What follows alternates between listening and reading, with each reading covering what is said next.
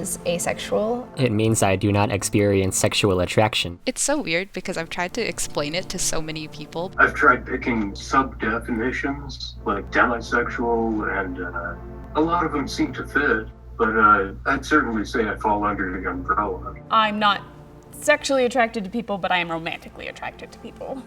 Asexuality means to lack sexual attraction towards others. Many asexual people identify with two orientations, one sexual and one romantic. They may refer to themselves as aspec, meaning someone who identifies on the asexual, aromantic spectrum.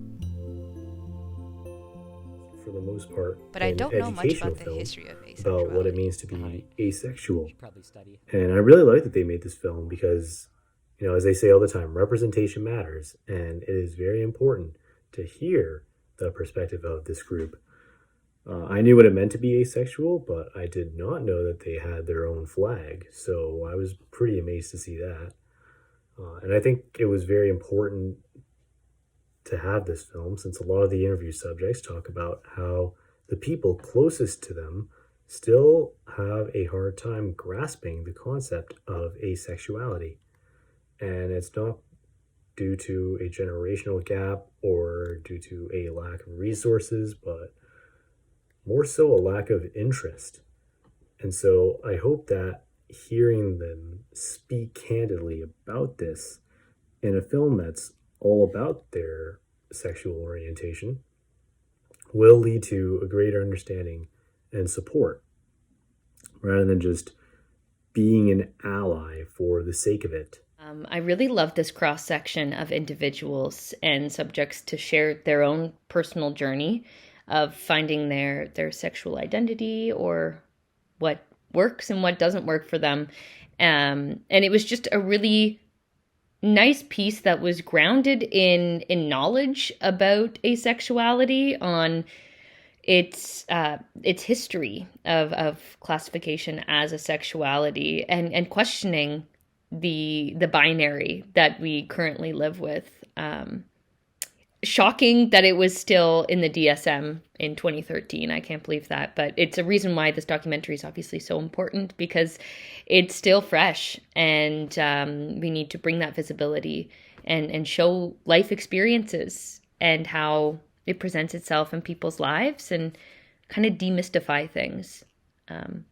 What makes the world amazing is the diversity and multitude of experiences. So I'm glad that with things like this, with documentaries like this, we can start to celebrate that variety of experiences and of ways of living. And it doesn't have to be so rigid, I suppose, is the word I'm looking for. It was such a important documentary. It's one of those ones where it doesn't even register in my head that asexual was such a modern term. Like, I knew it was like a new thing, but I didn't think it was just like, oh, we can like count on our hands how many years ago it happened and like when it was determined as a thing. So it really is incredible to kind of be a part of this change and seeing how the generation after me is just kind of realizing this newfound identity. And even for myself, like, I grew up with the LGBT, sort of with the Q plus area, but it was always just kind of vague, and it was just like you're either gay, lesbian, or bi, and that was it. There was nothing else beyond that. So it really is incredible to kind of see how that's branching out more, and how people in older generations are being able to identify in a way too, and to really find themselves, even though they've had to lose such a large chunk of their lives living this mystery in their head. So really, seeing a documentary like this is, it's great. It's heartwarming in a sense that it's nice knowing that we are moving forward and we are finding new representation for people, and for people to be able to speak out about this and to educate others who just don't know. So it starts off with documentaries like this where people get to share their stories while being educated and given some facts about it. So honestly, great job overall. And hopefully more people get to see this and kind of relate or feel like they've learned something new about the world. So great job. This was a very well done short from Humber College in Canada.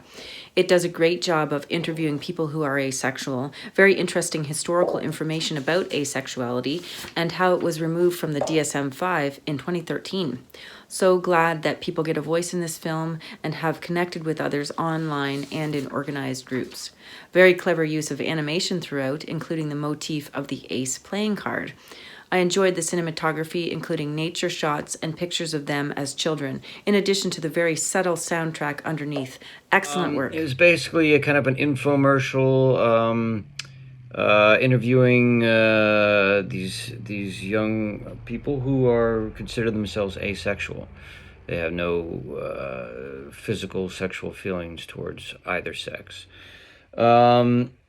So it's kind of an eye-opening experience. A short documentary about asexual identities and their struggles to find themselves and their place in today's society, where everything is over-sexualized and the imagery and the expectations and their daily lives are catered towards being sexual in some point.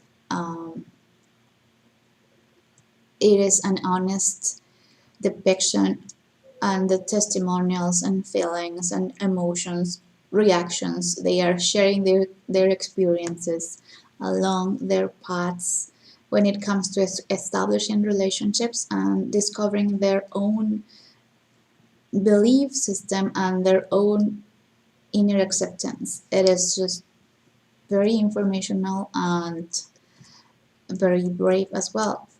I'm glad I watched it. Brings the conversation of asexuality to the forefront, which is something that we still haven't explored maybe a lot as a larger society towards gaining a true understanding of the subject matter. And the young people and all of the people, frankly, that are interviewed for this short documentary are so candid and forward about their experiences with it and why it is an appropriate fit for them. And hopefully having that openness will allow more people to become engaged in this topic and gain a better understanding of what it truly means to be asexual. So that was good. Very open, honest, informative. I thought that it really gave a good overall image of what they're talking about, this asexual spectrum. I thought the interview subjects were very